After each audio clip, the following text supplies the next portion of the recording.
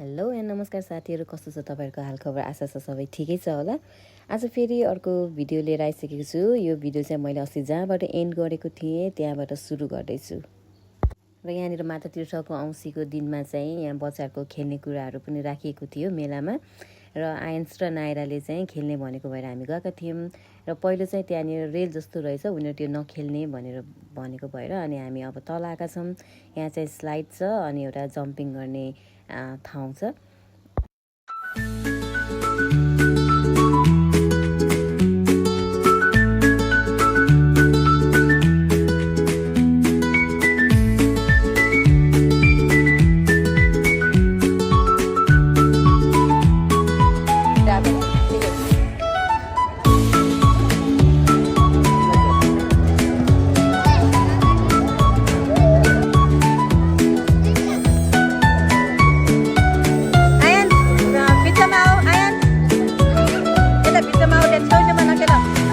Jump गर्ने बेलामा चाहिँ यसरी एकअर्कालाई समात्यो भने चाहिँ जम्प गर्नु सक्दैन। एउटा सानो भाइले चाहिँ आयन्सलाई समातै गरिरहेको थियो, किनकि ऊ लडाइ थियो नि त। अनि एकचोटि लडेपछि फेरि उठ्दाखेरि चाहिँ गाह्रो हुन्छ, किनभने अरूले जम्प गरिरहेको हुन्थ्यो।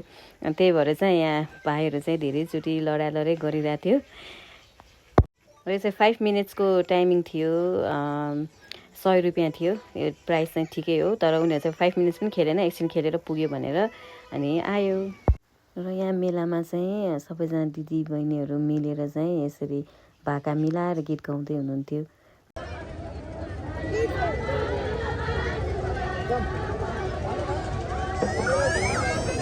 र अब चाहिँ हामी मेला सकाएर घरतिर लाग्यौँ।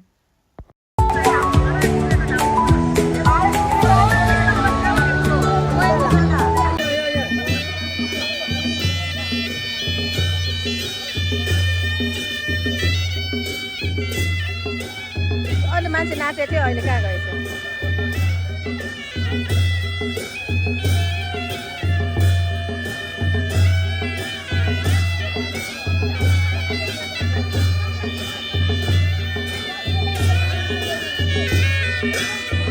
र यो चाहिँ कुवा रहेको छ। यहाँ पहिला चाहिँ 2टा कुवा थियो। एउटामा चाहिँ खानेपानी थाप्ने लिने अनि अर्को चाहिँ नुहाइधुवाइ गर्ने थियो। त्यहाँनिर माछाहरू पनि थियो, तर अहिले पानी सुकेछ। यो चाहिँ धारा चाहिँ सायद खानेपानीको लागि राखेको होला। विकास त भयो, तर स्वरूप नै परिवर्तन हुने गरी विकास भएको छ। र अब चाहिँ हामी घर आइपुग्यौँ। म चाहिँ यहाँनिर 2टा टिकटक बनाउँदैछु र नायरासँग चाहिँ मैले मिलेर टिकटकहरू चाहिँ बनाइरहेको छु।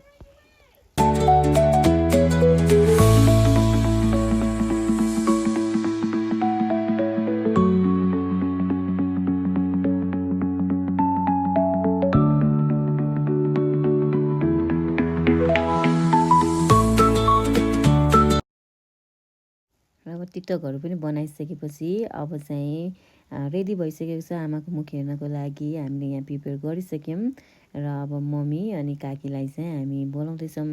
र आमाको मुख हेर्नको लागि चाहिने पूजा सामानहरू, पूजा थाली चाहिँ म यहाँ रेडी गर्दैछु।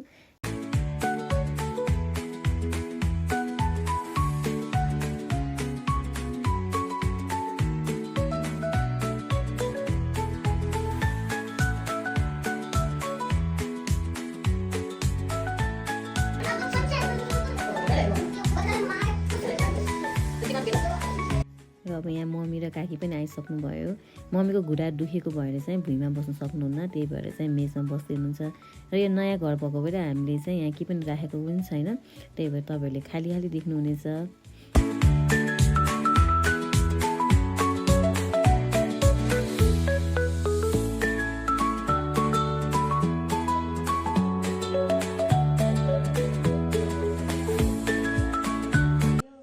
मम्मी चाहिँ यहाँ भाइसँग कुरा गर्दैछ। अब कुनै पनि ओकेजनमा चाहिँ भाइ यहाँ छैन नि त, त्यही भएर चाहिँ उसले चाहिँ फोनमा भयो भने कुरा गरेर मनाइरहेको हुन्छ। र तपाईँले प्रायः मेरो भिडियोमा कुनै पनि ओकेजन प्रोग्रामहरू छ भने चाहिँ देख्न सक्नुहुनेछ। मेरो मम्मी ड्याडी र हामी चाहिँ भाइसँग कुरा गर्छौँ।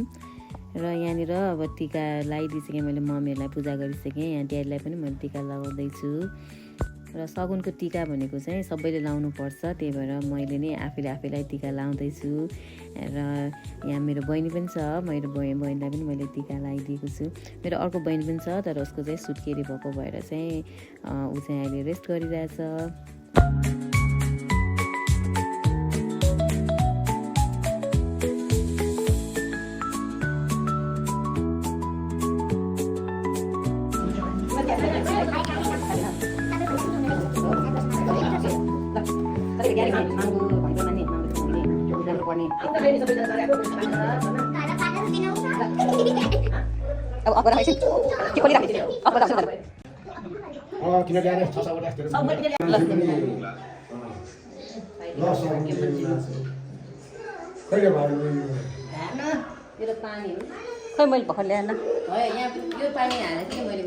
सगुन दिँदाखेरि चाहिँ दायाँ हातमा औँधा अनि बायाँ हातमा रक्सी हुन्छ, दिने मान्छे र लिने मान्छे दुइटैको। अनि मेरो काकी चाहिँ कन्फ्युज हुनुभयो कि कसरी हात थाप्ने भनेर, किनकि जहिले गरिरहे पनि कहिले कन्फ्युज हुन्छ नि त।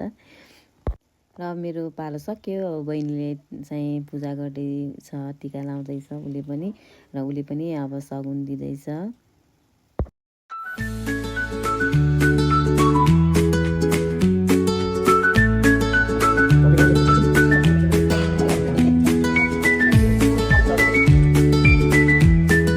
मम्मीहरूलाई चाहिँ हामीले खानेकुराहरू लिएर आएको दियौँ र स्याम्पू पनि लिएर आएको थियौँ हामीले, अनि त्यही भएर यहाँनिर हाँस्दै सर्नाले एउटा स्याम्पू दिइराखेछ। र बहिनीले चाहिँ मम्मीहरूलाई चाहिँ जुत्ता पनि ल्याइदिएको थियो, चप्पल। यो चाहिँ नेवारी चप्पल हो, जस्तै नेवारीहरूको कुनै पनि कार्यक्रमहरू हुँदाखेरि प्रायःहरूले लाउँछन् यस्तो चप्पल। र यो सबै गिफ्टहरू सबै दिइसकेपछि अब पालो छ केक कटिङको। र जहिले पनि यो केक चाहिँ मनिषले पठाइदिइरहेको हुन्छ। मनिषले चाहिँ यहाँनिर केक पठाइदिएको छ, यो चाहिँ सुगर फ्री केक हो। अब मम्मीलाई सुगर भएको भएर चाहिँ सुगर फ्री केक लिएर आइदिएको छ। र अब हामी चाहिँ यहाँ केक कटिङ गर्दैछौँ।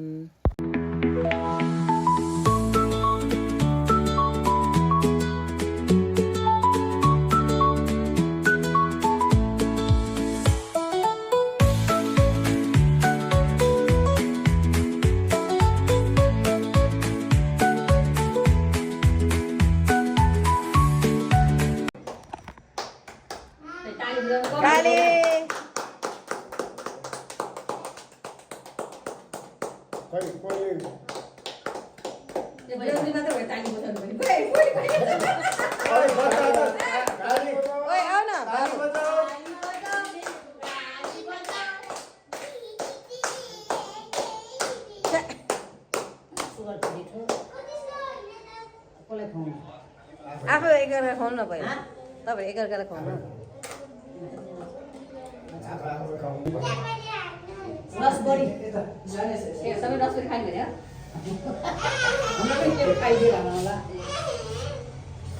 पहिला केक खानु पखाउनु रसबरी नखानु